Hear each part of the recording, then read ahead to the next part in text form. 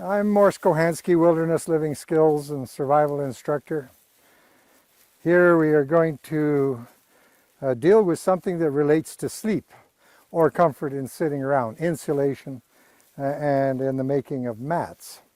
Now, mats can be made with weaving processes, and in my experience and the long time situation in the bush and observing the quantity of grass that could be available for insulation and the challenge of using it to help supplement your clothing when you're trying to survive without sleeping bags and so on.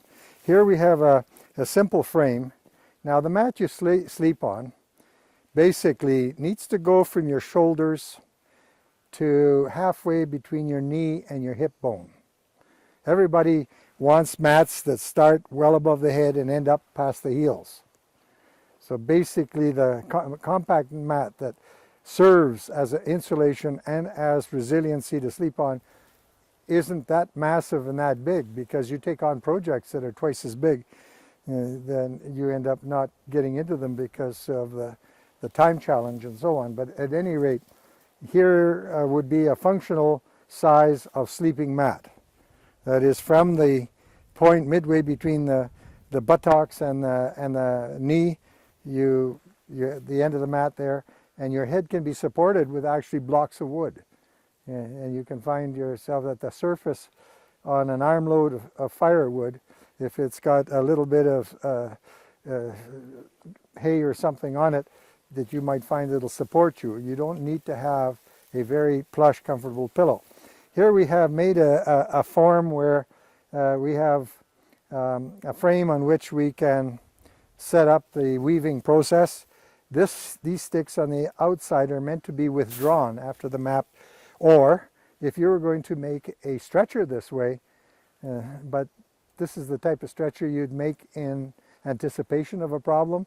That is, you'd build it, and then if you have a problem, the stretcher is ready to use. I think it takes a little bit long to be producing a stretcher this way, unless you have just no other option when the victim should be long gone. We start with a handful of grass, and we can anchor it in this split that I made in the end of the stick. You could also have these sticks every palm width along here and just use it here, but I figured that we could save on the amount of vertical sticks. Here I have grass, and when I want to add more grass, I take a small handful and I slide it in and part the other grass, not just on the side, but part it, and then begin twisting it. And it's the twist and tension that's going to hold this in place. And so you notice here the grass is sort of fairly short, not necessarily very long, and when experience tells you how much you have wound it, how much winding you need to keep it under tension. You add another, and you mix it in with the previous handful, and then twist, and keep doing this until you have created a single. There we see we might have to just put this in backwards because it's wanting to pull out. There, if we do it that way, it'll not do that. And so here we have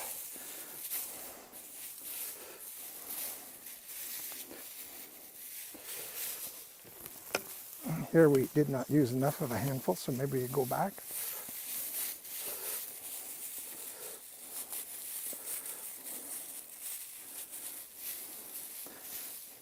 You have to produce a weft, and once you have got it up a snug and long enough,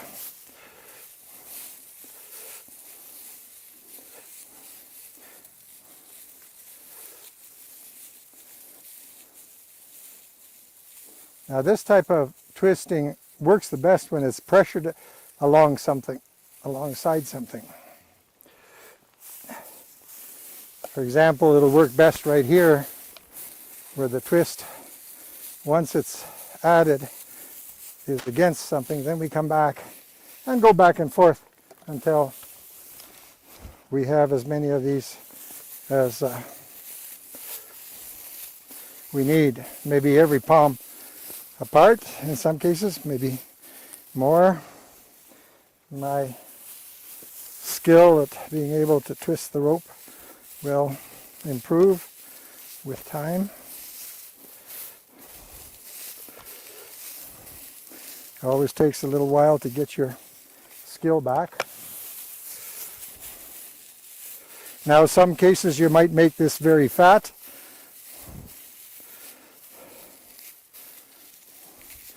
And in others, as thin as possible. So my plan here is not to make this twist very fat. Now you could make a rope, but that would take and double or triple or whatever the amount of time that it takes to construct this.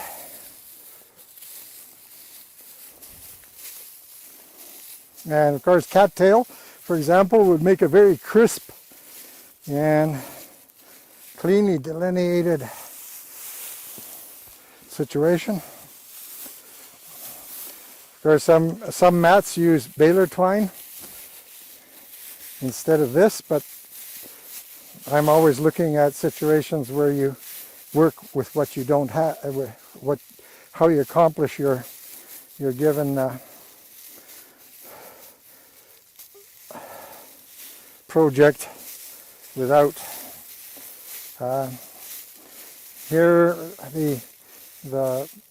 you can realize that any looseness will cause this to unravel, so you're always working at maintaining a pretty steady tension.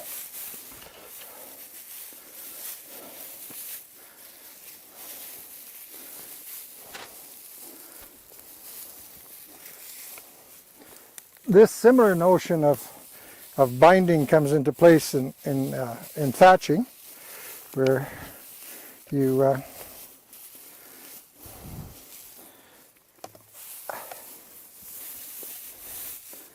find that you can bind your thatching on with relatively short handfuls of materials without the need of making long ropes.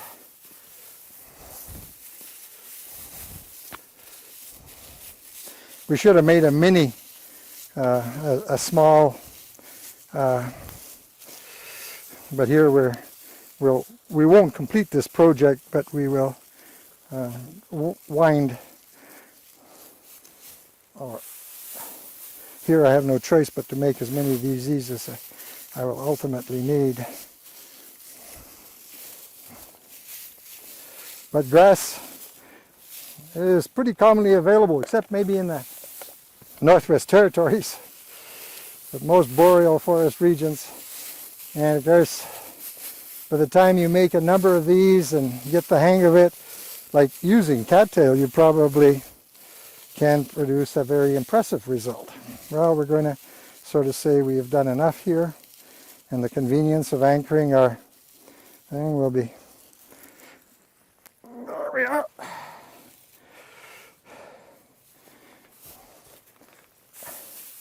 And here well, to start with, now this rail is included to keep the person from squeezing together too far. So here I'm going to start weaving, and I start by using a half, and I go over, under, over, under.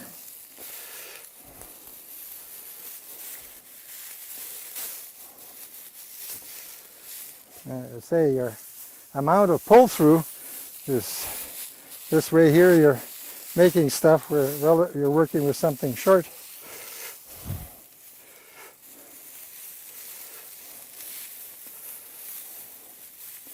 And so now you're weaving back and forth, the checkerboard type weave. Here you probably can get away with doing some weaving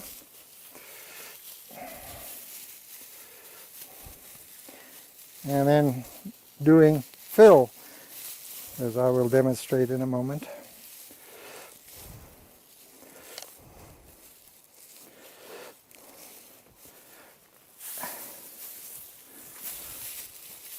Here the weaving will tend to stay a lot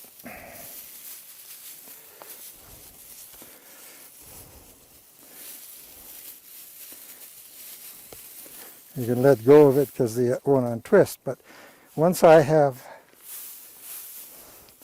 gone to that edge again, then I'll pack a lot of stuff in the space and then weave. So it doesn't have to be all, because the whole intent of the weaving is to try to create a mat that sort of stays together as a mat.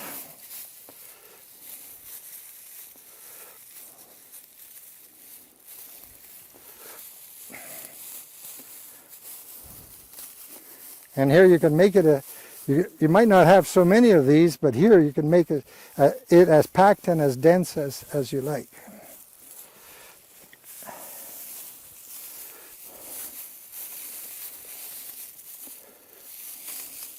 Got myself a bit short there.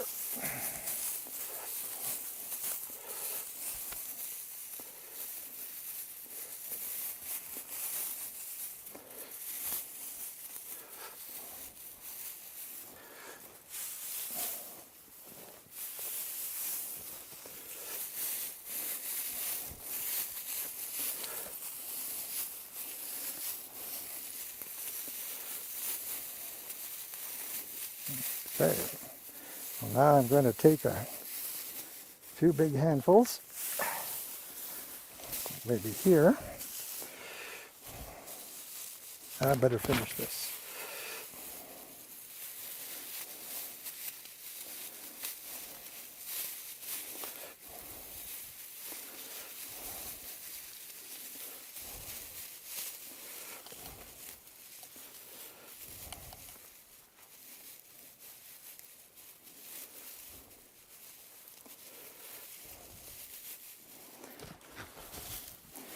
And then the same one that was there.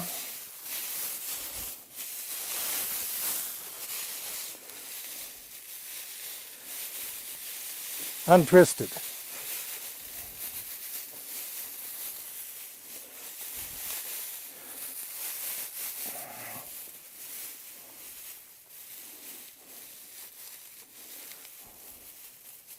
Some stuff might be trimmed off after.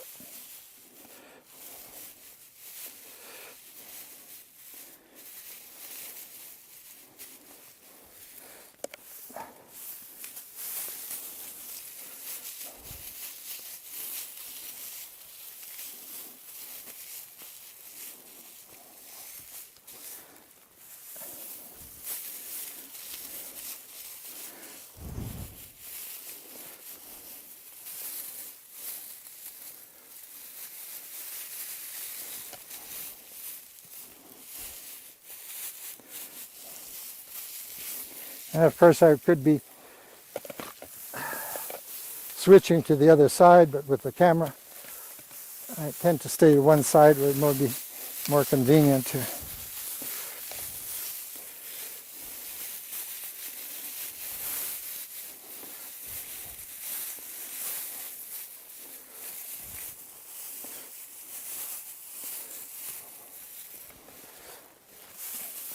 after a certain point you might take and pack by beating on this and packing it tightly, more tightly.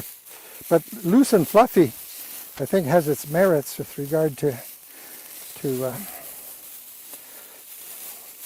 insulation and resiliency. Although I know if you did this enough, you might find that you can create extra fluffy type of arrangement.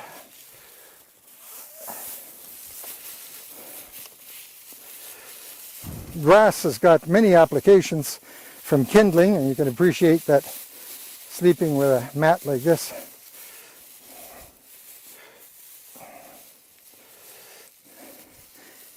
You want to watch your fire. We used to insulate our beds. The top layer would be grass, and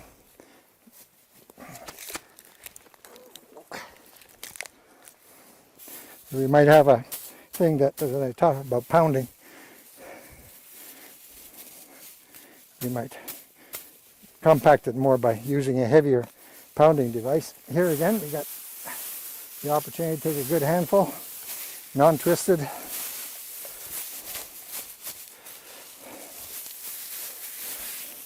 Get a bit of the width, we fold it, and we weave it in exactly the same spot as the previous handful of grass.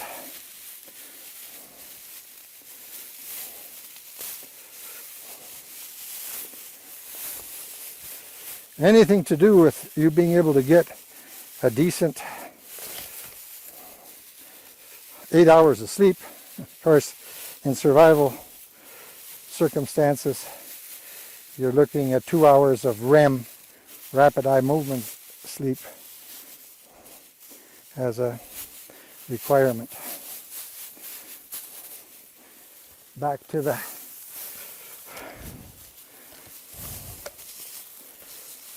and I might have lost my weave, no big deal. I just simply fold it to give me a new start. A good arm load. When you cut your grass, you know, when you got a good hug-sized arm load, that you got something to work with. Now this mat folded in half will be very nice to sit on instead of the cold, hard wooden benches. And maybe should we devote more time to this and so on, you would do it better, but you have the concept, and I think it's worthy. We are now taking the frame apart, and we'll be left with, which in some cases is maybe these side sticks. Maybe there's some merit in leaving them in. These end sticks come out.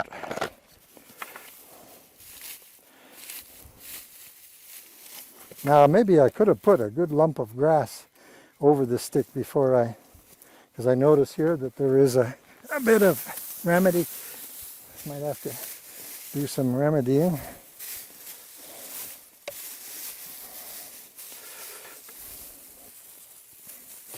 Here is where it was.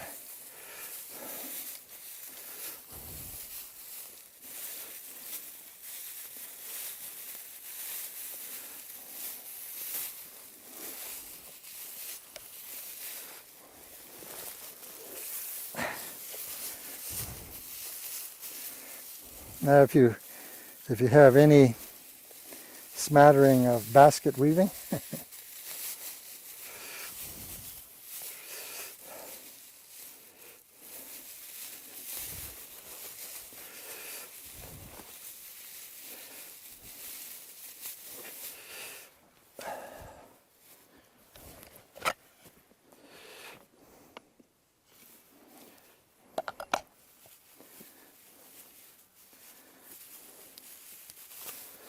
so here we have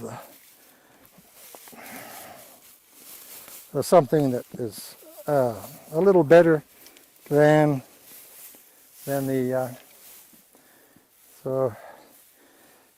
in some cases, I guess, when you're making a bed, the side sticks might just participate in holding the mat in place. But I would say that if I made 2 of these, I'd probably be in the lap of luxury. And if I take one of these and fold it in half like that, and I go to sit down on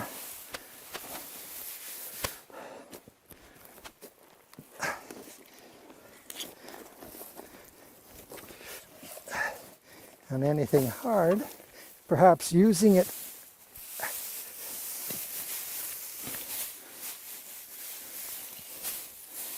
anyway,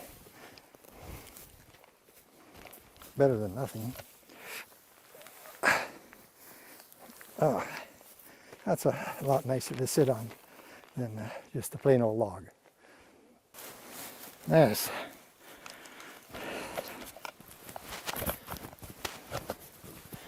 Right away we got it. Well, when it comes to comfort, you can build whatever comfort you choose. The bush has its raw materials, and if you're uncomfortable, it's not the bush's fault. Is that right, dog?